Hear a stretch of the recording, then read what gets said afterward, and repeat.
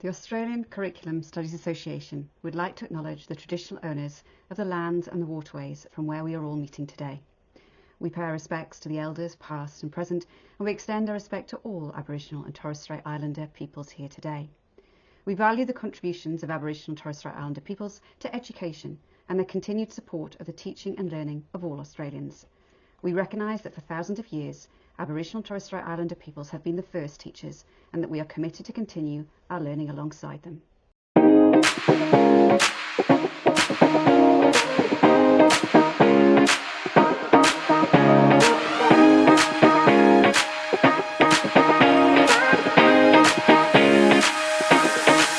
Welcome everyone, and thank you for coming back to our AXA Insights podcast for this week. Now, we are talking this month about a topic called oracy. Now, a word that many of us may not be quite familiar with, but once we delve a little deeper, we will certainly be very familiar with the principles behind it and some of the names it might be known as.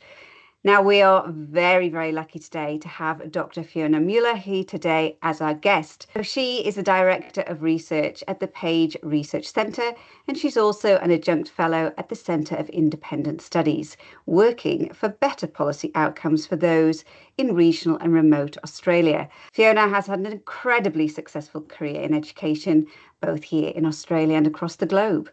She's a teacher of English and foreign languages for over 25 years in both schools and universities, and then holding positions in research and as the Director of Curriculum at ACARA. Her recent paper on debating caught my eye because it looked at the benefits of debating, the art of critical thinking, and the ability to vocalise this. In the world of AI that we find ourselves, it would seem that this is needed more than ever. So welcome, Fiona. Thanks so much, Anna. It's lovely to be with you. Thank you. Now, last year I happened upon a clip, which obviously I'm from the UK, and it was from the BBC in the UK, and it was promoting this topic of oracy, which, I wasn't familiar with. And having taught both here in the UK, I thought perhaps this was another educational fad, that the word was being used. We've seen a lot of that, and it was going to be brought in to fix another educational failing or a gap that was there. But as I kind of went deeper into this and sort of saw kind of some of the organisations that were promoting it, it made complete sense to me. I've been a long-term advocate for language skills and being expressive and being able to kind of express your learning and your ability to understand things. And it was a shining light in this ongoing dialogue that we're sort of seeing in these declining literacy skills that kind of organisations are saying about what's happening.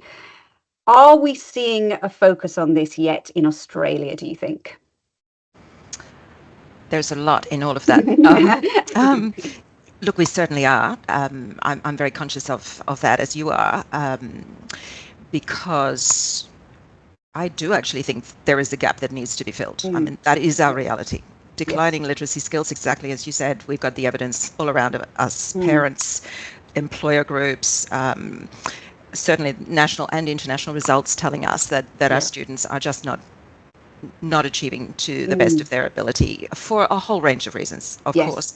So I think oracy absolutely is one of the attempts. It's a name we're giving, an attempt to fill that gap.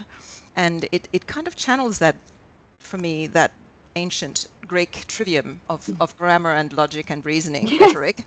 Except that in the 21st century, we talk about literacy, numeracy, and now we have oracy.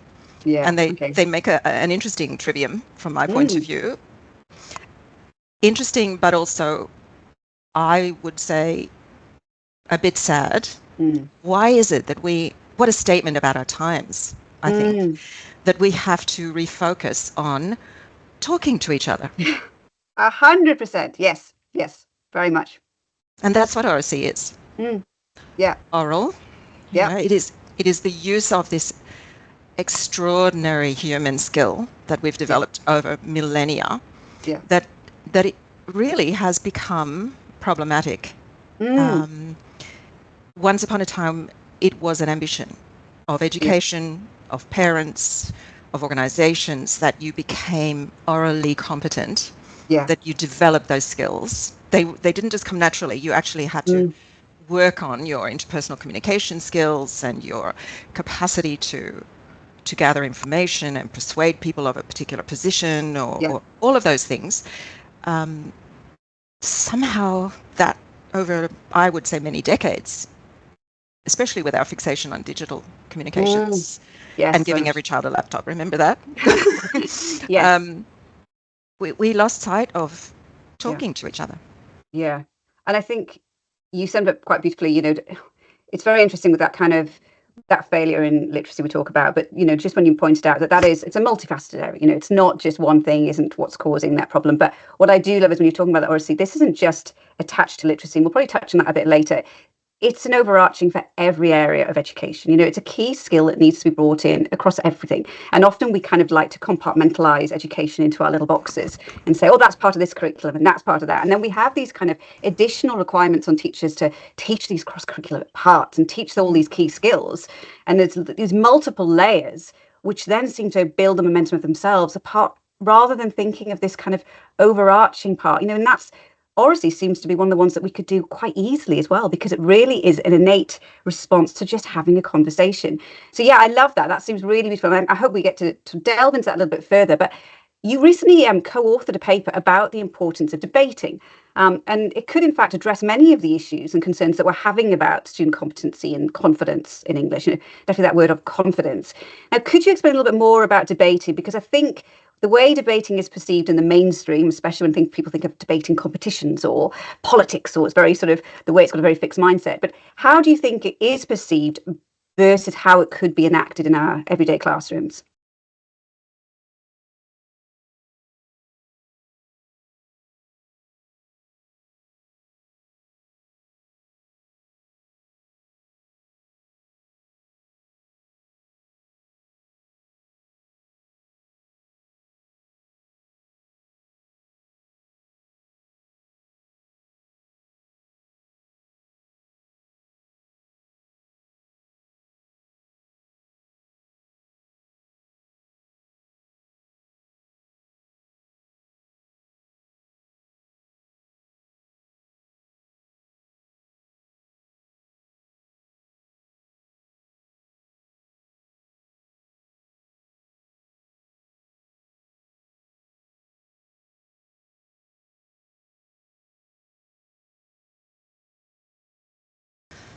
That's the question, isn't it? Yeah. Because for many people, the word debating sounds a bit scary. Yes, very formalized. Yeah. Yes, and we think Oxford and Cambridge and all these Yeah. high achievers and Yeah. who go on to become prime ministers and presidents and it's somehow it's and I think that's been a failing of ours, particularly in Australia, for well-intentioned reasons, because we are so egalitarian in our outlook. At least we like to think we are. Yes. But I think what has happened with debating in particular is that it has become associated with some kind of elitist practice that Yeah. is for the very smart few. Yes.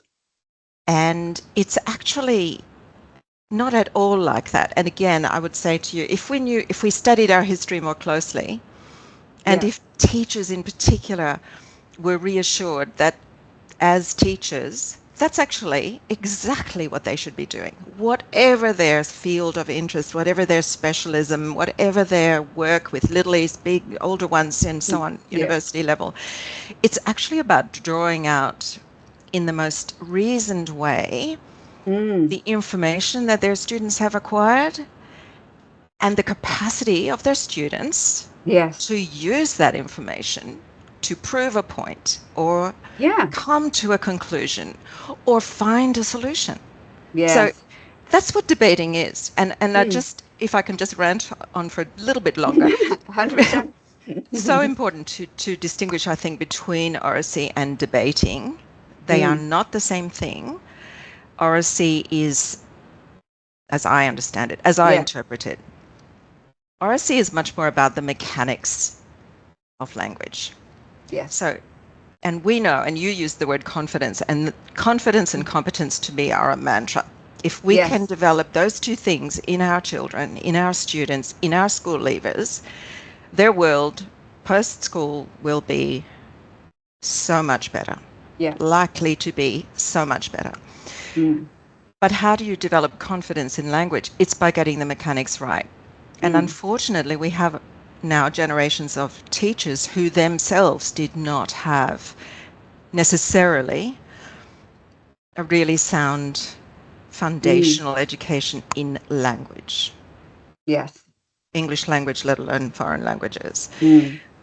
So I can absolutely understand the lack of confidence many teachers would have Yeah. in teaching the English language, regardless, and I'm one who believes every teacher is a teacher of language. So Yes. whether you're a science teacher or a maths teacher or a history teacher or a PE teacher, Yeah. you actually are obliged to help your students develop their best possible communication skills. Yeah. So I understand why they are not necessarily as confident as they could be. That means that the mere suggestion of teaching debating or leading debating in a classroom is problematic. So Australia hasn't done well on the language teaching side of things for decades. Yeah. Did I answer your question? Yeah, no, you did, and I liked how you also brought that difference between the oracy and the debating, and kind of that differentiation. And I think I was thinking about this question as well, and I was coming to it because I thought, how do I interpret debating? And in my head, it's kind of this: you present your argument, you present your argument, you counter it, in this very kind of structured way of exactly what you're saying. Like if you went to a politician and it was this way and that way, and it kind of has this very structured, rigid. But it was, when you were describing it, it was that kind of that nuance of how do you present this and what are you really wanting to say, and that kind of that level of critical and that lens. And it was interesting because over the weekend I bought a newspaper, and I really believe this, which is what we're losing a lot of. And I think this is really critical in the world that we live in now, where social media and just the general media provides a one lens of what we absorb as people. And I think we lose that, is that we need to have our own voice and to question things and take that on board. I read a newspaper and I was bombarded with a one-sided opinion. And I kept thinking, what are we doing as teachers if we let children just see that one side? How do we help them create that conversation where they can question? And as you're saying, be able to feel sort of strong in their confidence and their conviction as well, to be able to have that debate and involve that conversation with each other. Because I think more than ever, we see that lens, and we're also seeing the algorithms behind social media, that you're only seeing a lens of one point of view as well. So And that's another obligation teachers have, in my view, to be absolutely objective in the way they lead language development. So we understand different people from different communities and different backgrounds have different ways of expressing themselves, and teachers have an obligation to model the highest standards of English expression. Yes.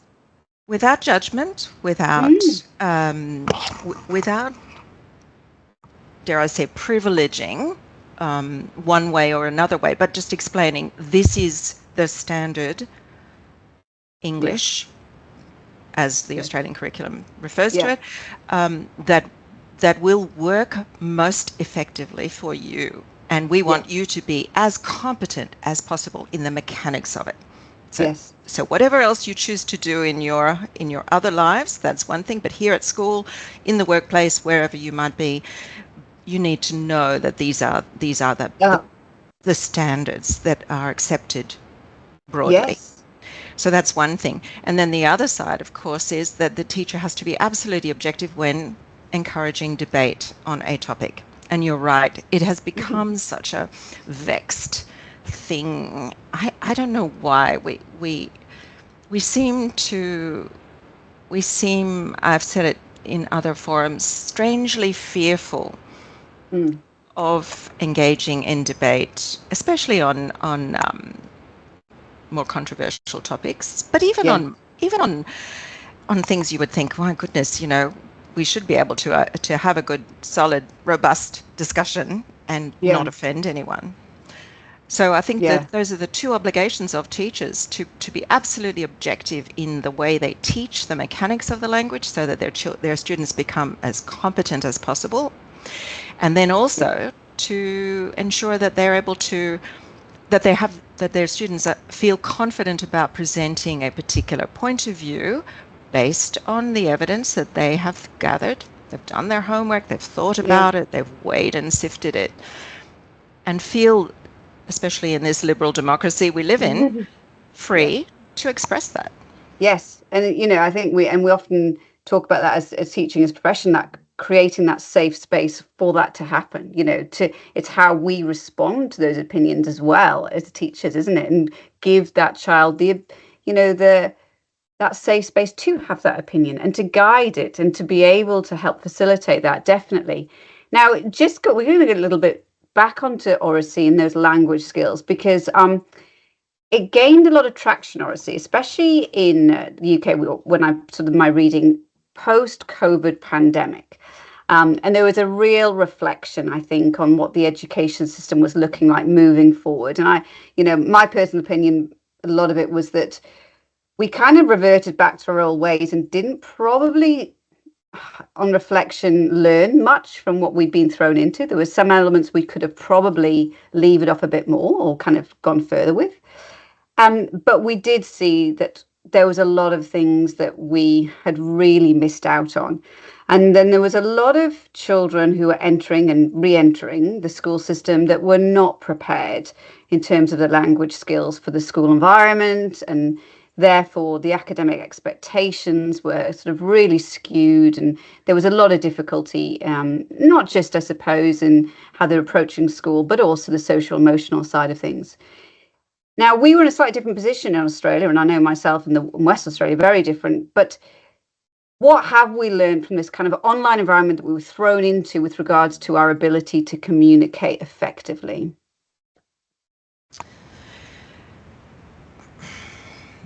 It's been quite a learning journey, as you say, and I agree completely with you that we haven't probably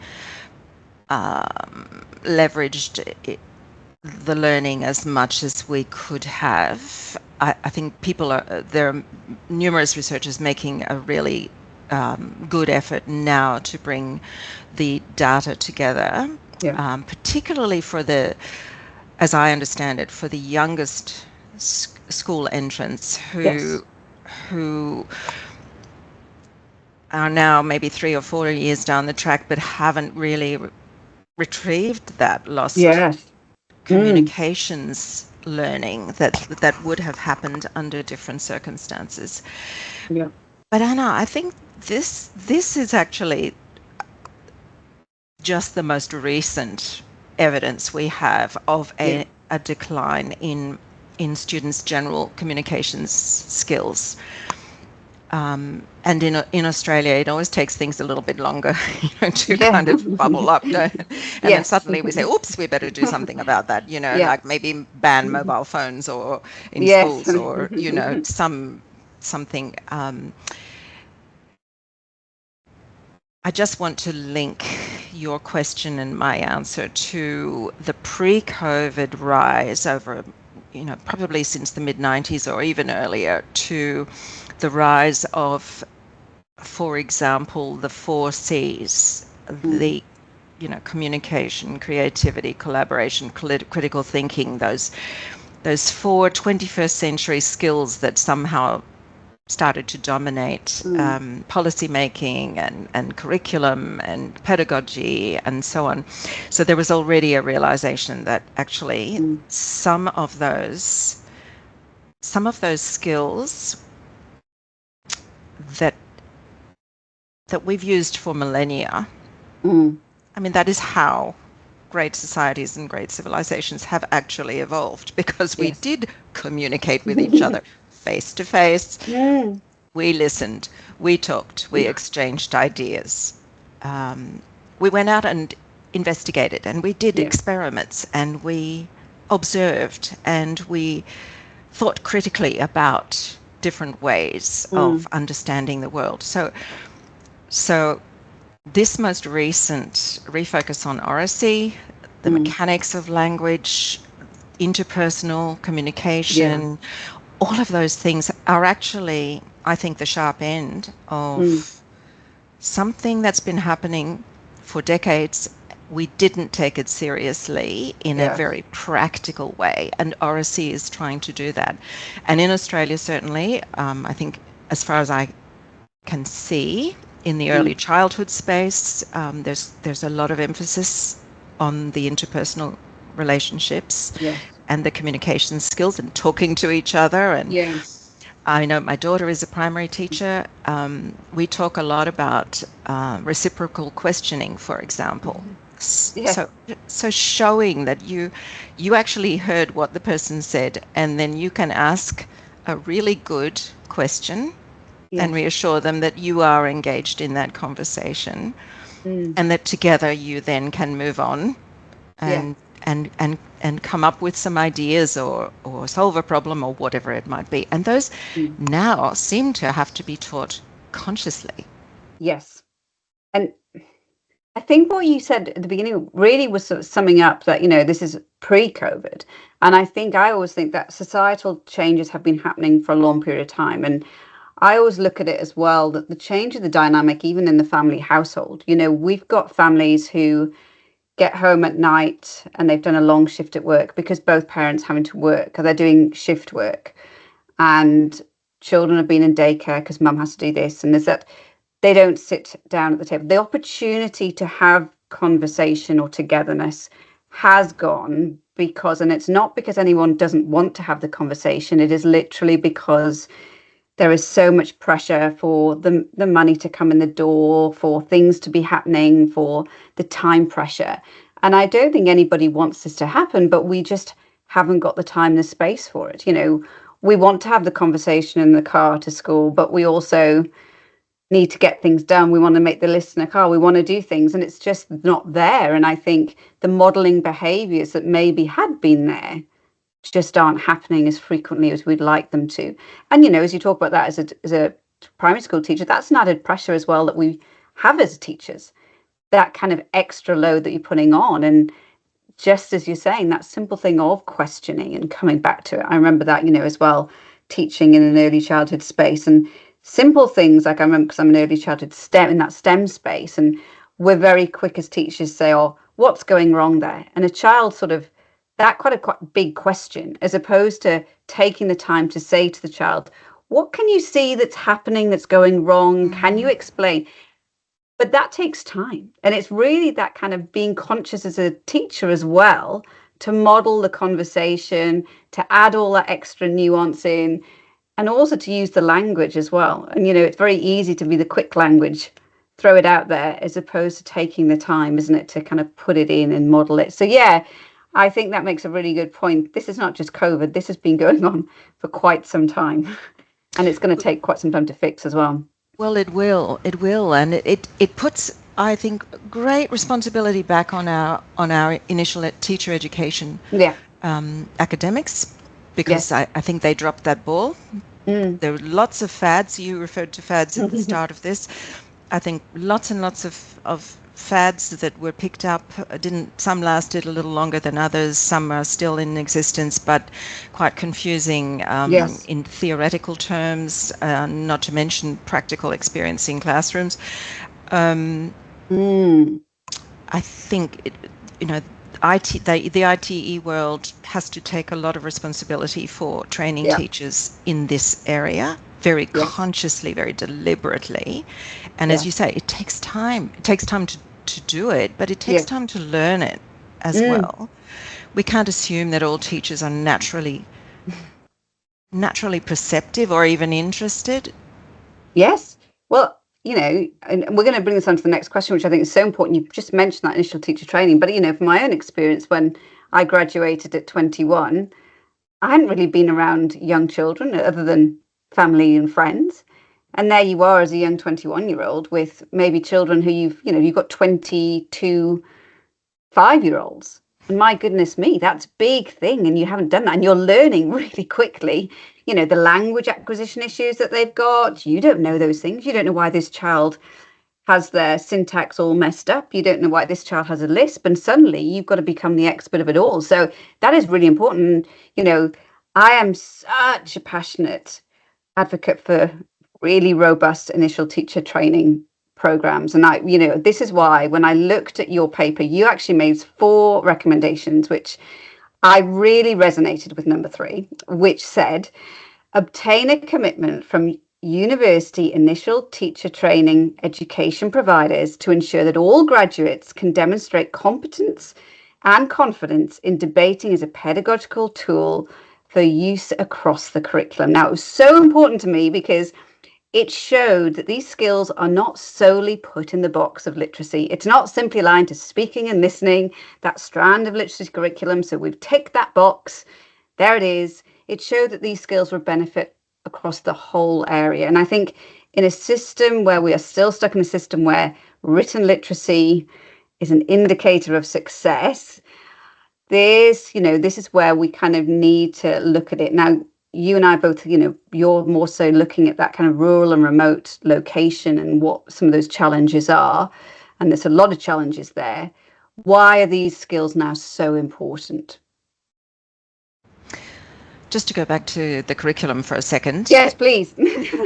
That's the other area. So initial teacher education, and then you have to have a really, really smart curriculum. Yes. That prioritizes language. It is the gateway to the entire learning process. Yeah. All learning areas, all skills and knowledge we want students to acquire depend on language. Currently, and I've written about this extensively, lots of curriculum deficits in that area. And you're right, we put literacy, and I'm not at all convinced that literacy is a good separation from language. We have language and literature and literacy, and we have these fragmentations that have been created and I think are largely artificial and have done a disservice to teachers because it compounds the complexity of it so immediately. So that's a key one.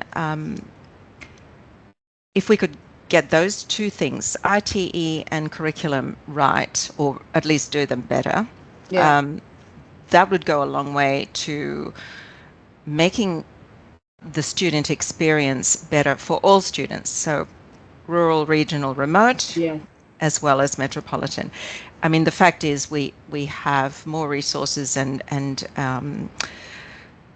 more highly qualified teachers and so on, inevitably in our metro areas. There is a bigger problem with recruitment, attrition, retention, all of those things in rural, regional and remote areas, as we all know. But I think the other issue goes back perhaps to what we were talking about earlier, is that intergenerational transmission of language.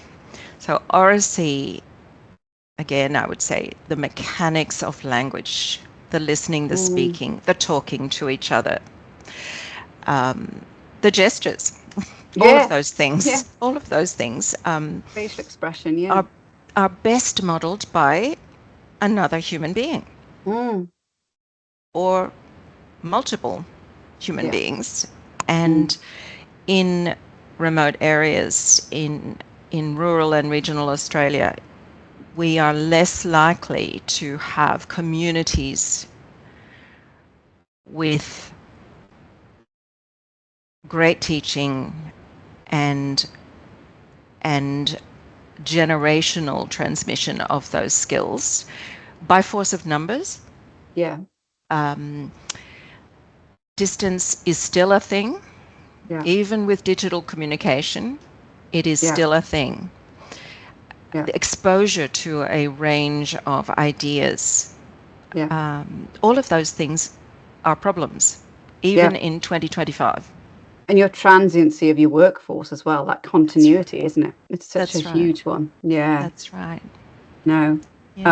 That's a really interesting point. I think I found, especially working in the regions and rural, it was that, for me, like, reading's a big thing. I find that, especially with the younger years, that kind of those oral traditions of being able to read a story, and even opening the doors for younger siblings to just come in and listen to a story, because exactly what you're saying, the expression, the facial, and even if children can't access some of the language in the story, it is just that notion of them being able to hear intonance, being able to hear how it is spoken, and that sort of thing is a big thing. And I feel that sometimes we lose sight of that because we compartmentalize.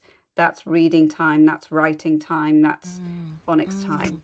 And we miss out so much on how it all fits together because we don't understand. I mean, I always love this in science. I had a child years ago who said to me, "Is the oxygen we do in biology the same oxygen we use in chemistry?" Oh, And it sweet. summed it up so much to me that in a system that we have, sometimes we don't make the connection. And I often think that with reading, we don't, because we compartmentalize it, children don't see that what they do in phonics or what they do in this element of their writing is the same as what they might use in the skill sets of reading. So I think you're right, that is such a big part of, isn't it, that bigger picture. And we do, as you're saying, those regions we have. I mean, I find as well that sometimes the regions suffer more because they often get funding for a specific program that someone is trialing, and they'll get a program and it's like, you will do this literacy program and we're going to get results and we're going to throw it at you, and then it stops and you're told to carry on, and then it's the next thing and it's the next thing, and it actually does them such a disservice because they just haven't got the long-term resources to sustain that model. And you're right. A lot of it just isn't appropriate for that community or what it is, because that infrastructure isn't there. So yeah, Continuity is absolutely one of the keys, and you use that word, Anna. I think the other part of it, though, is explaining, somehow persuading children that it, and their parents, yeah, and wider communities. And I would say this about oracy, however we understand oracy, and debating. Both yeah, of those things are such powerful and intrinsic aspects of our culture yes, that we need to have them as givens rather than add-ons. yeah, You're right when you say often in a school the day inevitably the timetable says we are now doing reading or we are yes, now doing writing, yeah, but actually being able to just bring all of that in to daily practice throughout the day and encouraging children then to take that home with them as a normal part of their development. That's what we should aspire to, I yeah, think. Why is it important to be able to talk to another human being yeah, yeah, intelligently and confidently? It's not just the can you do it, but why does it matter? yes, Well, let's try and explain to children that through modeling, that's how a healthy community, a healthy yeah, society, a healthy nation operates. yeah, 100%. You're right. Now, it's funny because I've got lots of questions. I could go on forever about that, and especially about initial teacher training, and especially about young graduate teachers in rural areas. But I'm just sort of looking more about what's happening really today with teachers, and we're sort of, I think the teacher load is such a significant one right now, and it's a really hot topic of debate. But what I see, which really frustrates me as well, we do this initial teacher training and you come out with the skills to be a teacher. But the reality is you're not just a teacher, because there's children in the class who need OT support, they need physio support, they need speech therapy support, and they need individualized programs. And you are expected to make sure that that child has this program for them. And, whilst it's wonderful that you have all this multiple holistic approach, we haven't trained for 4 years to become a physiotherapist or an occupational therapist or a speech therapist, but we are expected to bring in elements of it with probably not that much understanding or context behind it.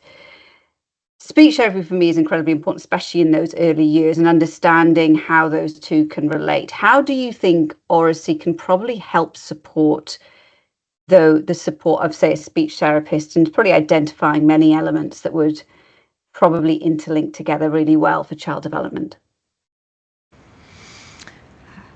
As far as I can see, there are some very good attempts to bring those together, and many of the visiting specialists in schools do work so closely with classroom teachers, and that is just a joy. Yes. When I hear about that, how that team has managed to change a child's daily life at school and level of confidence and so on. So I think some of it is already happening. There's much greater awareness of the need for a cross specialist relationship, and they can't operate in isolation. So you can't just send. And as a former high school teacher, I remember that used to be exasperating because I was mostly in boys' schools, and the student would be removed from class for an hour to see one of the specialists for whatever reason, and then of course miss that lesson, and you can never make up that time, because if you're not there in person, it's just not the same when you get a few notes later or have a little quick 10-minute catch up. Good point. So I think there's much more of an attempt now to make it more holistic and get a really good sense of all of the child's needs, rather than just homing in on one. Having said that, Oracy is, again, boringly, the mechanics of language. And anything we can do, whether it's speech therapy or occupational therapy or psychology or movement therapy, or and I know this one better than others, even yoga for children that helps them to relax and really listen and hear what's going on. All of those things make a huge difference. And at the heart of it, language really has to operate all through them. So Oracy is the conscious, the much more deliberate use of language and teaching of language. And I think that's a really good point when you just brought those last few ones in for me, because especially with trauma affected children, the hardest part is for them to vocalize a lot of what they're saying. And it's that big disconnect where you are trying to piece everything together to understand something, and it's just the case of they do not have the language and the skills to be able to tell you. And that is a massive part, and a lot of work that you have to work on relationships predominantly. But Oracy is the way you build that up so that you can get to a place where you can meet. And so, as you're saying, that holistic view where you can get to a place where there is going to be success for that child. Now, I'm going to move on to this question because this really is kind of very topical at the moment, and probably one that we're going to see a lot more issues, I think, in. But, AI is this ominous cloud that's sitting in education, and not just as in the cheating elements or what it's doing or spitting out assessments or whatever it is that we're sort of seeing it at a very fundamental level. But what we're actually seeing is the rise of the AI chatbot. And actually what's very disturbing in the last few kind of weeks and months has been some weird kind of stories coming out about children who engage solely in chatbots as relationships, and they're coming home and their relationship with this chatbot is how they are talking and how they're kind of building relationships, and quite detrimental, and some really sad stories coming out of that. what we've lost in that situation is the nuance of empathy and the emotion that is lost. How do you think oracy and even the debating element could provide the critical lens to support young people who are seeking dialogue, but maybe going to the wrong places for it? Well, just on AI, like you, I'm absolutely struck by the downside, Yeah. and it's a relief to see that some far wiser heads than mine are cautioning against the widespread adoption of AI. I certainly know with the university students I'm in touch with, and I taught in universities for 7 or 8 years, and even then, you know, was kind of creeping in with smartwatches, able to kind of give you a quick response to any question. So I think that's a minefield. Again, because our students are not yet, in the main, not yet wise enough to distinguish between a malevolent versus a benign response. I mean, even plenty of us adults have trouble at times. You know, it's a minefield. The attention span problem is huge. I think you know, our students have much less capacity now to invest time and thought in what question will I ask, and then how will I listen to the answer and weigh it up for its value. It's a very quick, you know, it's the instant gratification world that we're in. This is a task I have to do. AI can do it better for me. I'll just reach out and see what comes in, get 3 possibilities and choose the one that seems most likely, or merge them all together and see what comes, you know. It's just so in a way, I would argue language doesn't even come into it. No. It's purely transactional in the moment, operating at a very sort of shallow level. On the outside there somewhere, got to get this done. How quickly can I do it? And then move on to something that actually, you know, is more satisfying. Think of the transactional, because you know, when you're talking there, I'm thinking it's so bizarre, because I think we have in our heads this notion that as well, that AI just is kind of generic and it just spits out, you know, we type a question in and it just gives a generic response. But I think what we're also seeing, isn't it, is that what you're talking about, you're getting 3 responses and you're choosing that. And so you're choosing that response that you want, but then unknowingly that response then informs the next response that now informs. So you're actually creating this kind of, you know, like in these chatbots, the person that they now believe you to be. So it's not like, and then the next person could ask the same question and they're going to get a different response, because that chatbot doesn't have the same feeding information that you've given it. And it's kind of, that's a real slippery slope that we're going into, where it is personalized, but it's not, and it's really based on an algorithm, but it's kind of that level of sophistication that we are just not prepared for, and we don't have that capacity. And I talked about that recently on a panel, that, you know, we talk about that industrial revolution where we saw the educational change, like Sir Ken Robinson talked about, you know, that kind of really steep trajectory.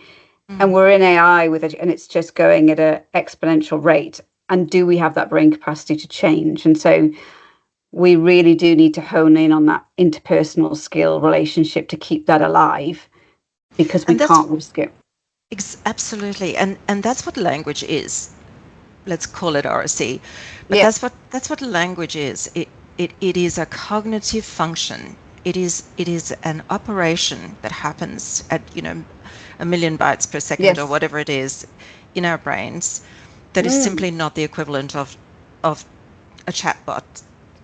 Equivalent. It's not the equivalent of a chatbot's capacity to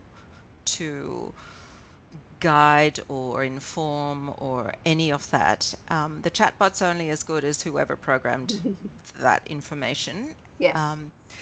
Whereas a wise teacher, a wise teacher with a sophisticated command of language and an empathy for human beings, specifically for the students he or she is Yes. teaching, but for human beings more broadly, that is an incomparable position from which to guide children thoughtfully Yeah. and to help them to distinguish between malevolent and benign, Yes. or helpful at the other end of that spectrum. Yes. So I can absolutely see a place for artificial intelligence in many ways, in a practical sense. And the practical one, I just love this. I was talking to a tradie, young, maybe 2 years out of school, a few days ago, and he was telling me how helpful AI is for doing quotes. So instead of having to sit up until 2 a.m., he's able to draw on all of that data and produce things much more quickly. And then he just runs his eye over and makes sure that it's correct. That, absolutely, no question. Yes. Wonderful. 100%. Yeah.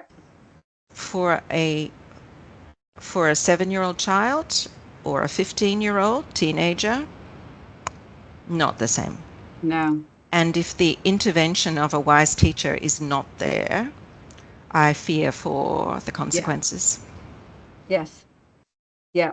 100%.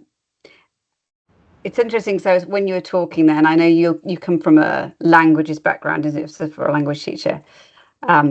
At university, I studied linguistics, but I hadn't studied another language. But what I loved was coding and programming. So you'd be given a piece of language and you'd have to work out the pronouns, the nouns, everything. So I approached it in a very pragmatic way where I would look at the code and the elements and work it all out. Yeah. I had no concept of the nuance of the style in which it was delivered, the kind of the real emotion that was behind it. I didn't see that Italian was done with expression or whatever it would be. And I think I probably only need to talk to you now. I'm thinking your experience of probably foreign languages was so different to mine. So I probably had a very AI lens of which I looked at it as simply the syntax. But if you don't see it, you miss out on so much of that experience and love, don't you, of that level of language that we are going to be in a real risk of losing, and that joy of seeing that whole thing, isn't it? And I think that was, when you're just talking that, I was like, oh my goodness, That's it. we're going to miss it all. Yeah. That's it. Yes. Now, final question, nice light-hearted one to end it on. And it's been such a privilege to speak to you, and it could be going on forever. I've had such a joy. But who has been your favorite teacher and why? What a wonderful question. And we all have one, I think. I hope we all have one. Yeah. I've been blessed. I mean, I look back at my time at school and think I had many great teachers. Thank goodness. Maybe that's why I became a teacher. I don't know. Yes.